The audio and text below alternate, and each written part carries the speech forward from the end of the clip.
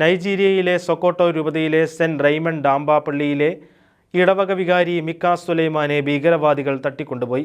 രൂപതാ chancellor father Nuhu ഇലിയയാണ് തട്ടിക്കൊണ്ടുപോകലിൻ്റെ വിശദാംശങ്ങൾ വെളിപ്പെടുത്തിയത്.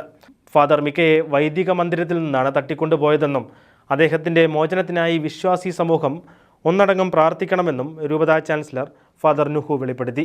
വിവേചനരഹിതമായ ആക്രമണങ്ങൾ, മോചനദ്രവ്യത്തിനായി തട്ടിക്കൊണ്ടുപോകൽ, ചില സന്ദർഭങ്ങളിൽ കൊലപാതകം എന്നിവ നടത്തുന്ന സംഘങ്ങൾ സംഘടിപ്പിക്കുന്ന ആക്രമണങ്ങൾ തുടങ്ങിയവയുടെ വർധനവിനെതിരെ നൈജീരിയ പോരാടുകയാണ്. 2009 മുതൽ ഇസ്ലാമിക ഭീകര സംഘടനയായ ബോക്കോ ഹറാമിന്റെ കലാപം രാജ്യത്ത് ഒരു വലിയ വെല്ലുവിളിയാണ് സൃഷ്ടിക്കുന്നത്.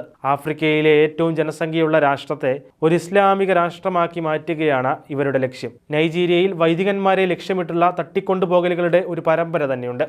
ജൂൺ 9 കഫൻജാൻ രൂപതയിലെ ഒരു ഇടവക റെക്ടറിയിൽ നിന്ന് ഫാദർ ഗബ്രിയേൽ ഉഗയെ തട്ടിക്കൊണ്ടുപോയി. ഇതുവരെ അദ്ദേഹത്തിൻ്റെ മോചനം സാധ്യമായിട്ടില്ല.